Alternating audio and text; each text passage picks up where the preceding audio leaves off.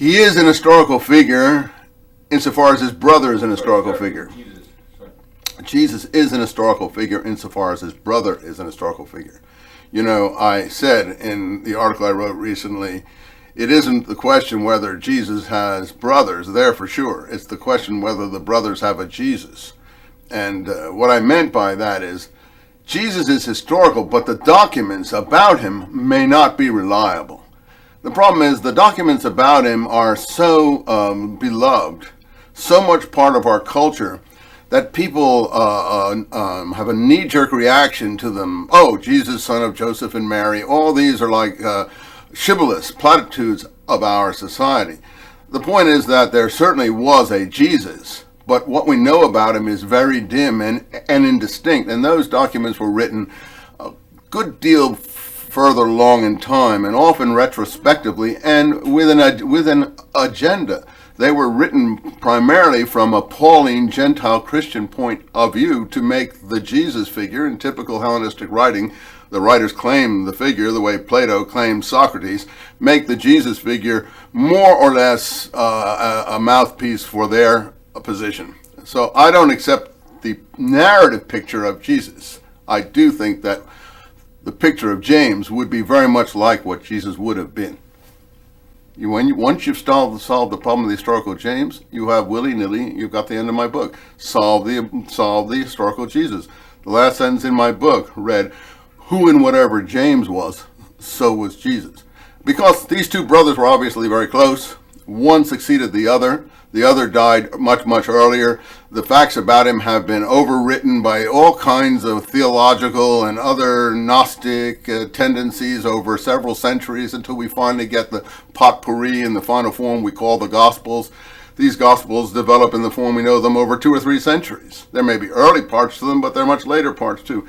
So that's retrospective writing. It's sort of like going to Hollywood and telling the script writer, now you write the script, here are the basic details from that perspective. So one writer will write it from that perspective, another writer will write it from this perspective.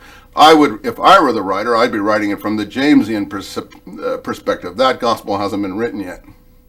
You know, those of us who know how important James was and what an overarching, he was the tzaddik of his generation. Everyone deferred to him, all parties. He's called the righteous, so I don't think he was an unjust man. But that's the stature he would have had among all the opponent groups. They circulated around him. Now, I don't need an ossuary to prove to me the importance of James. I already knew the importance of James, and those of us who have been writing about him for 20, 30 years have no doubts about this. The public at large is only just hearing of him. But what bothers me about this whole debate is the fact that the people who have discovered this, they don't really care about James. They're not interested in James. They were no more interested in James now than they were beforehand. All they're doing is using the ossuary to prove the existence of Jesus. The point I made in Roman numeral 23 of my book in 1997, that the best proof of Jesus' existence was the fact of a brother James. We feel you should be looking at James. James is the key person in this time and place, and here we have, if it's an authentic ossuary, a wonderful evidence of him. Let's get into the James thing. Let people learn about James. It's a rich history and an exciting history, and they will be challenged, and they will be extended, and they will not be sorry for having discovered this marvelous person. Why do you think that James, if Jesus is overlaid with all kinds of stuff, script writing, why do you think James is more accessible than Jesus? Because nobody cared about James. Nobody cared to overlay him with anything. He was like shunted aside, marginalized. You know, he was the head of the movement in Palestine, where the Paul-Peter axis took over the movement overseas. Now, you know some Jewish history, I'm sure, and you know that after the disappearance of the Jerusalem Center in the war in 66 to 70, ending in Masada in 73, there was no more Jerusalem Center of revolutionary activity. I mean, all that, and these groups, I would call them Messianists at this point. They're not Christians yet. Paul says, quoted in Book of Acts, that Christians were first called Christians in Antioch in Syria. That's northern Syria in 55. So it was overseas they got the name Christians. In Palestine, at this time, they were never called Christians. What were they called? Well, in my work, we think they're called Essenes, Zealots. Some early Christian work says that the Zealots and Essenes were combined. There were Zealot Essenes and there were Sicarii Essenes. A Sicarii Essene would be the most extreme, a terrorist Essene. Most people think of Essenes as little, pietistic people praying and doing nothing else. No, they were very aggressive Essenes, as the Dead Sea Scrolls show. And these terrorist Essenes were perhaps the worst group. I think James was the tzaddik for all these groups, sort of like the grandfather of the mountain for all these groups, around which all these groups revolved. But they were all opposed to Roman power in Palestine. That's why they were all liquidated. Josephus doesn't use the term right away. He calls it the fourth movement in his work. Well, these are very specialized questions. But by the time of the takeover of the temple, he's calling one group among them Zealots. The actual group, probably the James group, because this is the group that actually killed the high priest that is responsible for the death of James. And you see in a sequentiality there, like-minded groups have like enemies. The group that occupied the center part of the temple under Eleazar in the 60s, Josephus starts to call Zealots. Earlier he called them many other names, but Zealot, he is using that. And he also is using Sicarii from the 50s. And the Sicarii, are the ones who take over Masada. We consider them Zealots, but they're actually Sicarii, a more extreme group of Zealots. But it's all part of the same tree. But these Zealots in Jerusalem, in the middle of the war, who are occupying the temple. There are three different parties all fighting with each other, but these are occupying the temple.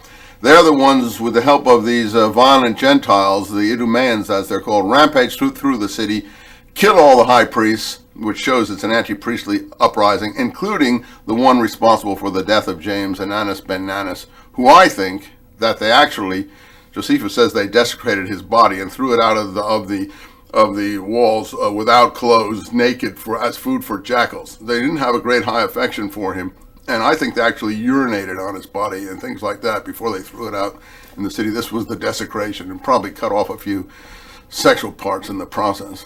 And this is part of what the viciousness they felt towards this person, the killer of James. It was a tough time. These are early Christians we're describing? Christians? Well, there were no Christians in Palestine at this time. I just made that point.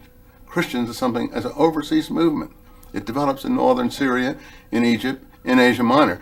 Christians don't exist in Palestine before the fall of the temple. These are parties, Jewish parties, extreme. You want to call the Dead Sea Scrolls Christian? They're not Christian, but we have to speak about them. People say, oh, Eisenman, you call the Scrolls Christian. I don't call the Scrolls Christian. I have to use vocabulary that exists. These are extremist Jewish groups, Messianists. That's what these groups are, Messianists. Later on, Messianists gets pacified in the Roman Pax Romanum and turns into what we call Christianity. In other words, its fangs are defanged. You want to know how its fangs are defanged? Read Paul, Romans 13. There, Paul tells you that the God has given favor judgment on behalf of the Roman Empire. Those are the officials that we must obey, that the wearing of the sword bears its own reward, and you should pay your taxes to Rome because that's what God demands of you. Now, this is a new law, not Jewish holy law, which in the Temple Scroll says you shall not put a foreigner over you. Paul says you should pay your taxes to Rome. And the final thing that he uses to justify it all, because you should love your neighbor as yourself. This is the key James passage, the royal law of Scripture in the letter of James, love your neighbor as yourself. Paul applies it to paying Roman taxation. That shows how cynical he is. That shows how he's laughing at these groups. He had total contempt for these groups. He takes the most precious documents and turns it into a collaborationist exercise of, oh, you want to know? This is why you should pay taxes, because you should love the Romans as yourself. This is an incredible period, which is why I pray and hope that people who care about this period, religious people and non-religious people, will get deeper into it, because there's so much more out there to challenge them, and they're just being given the scratch of the top of the surface.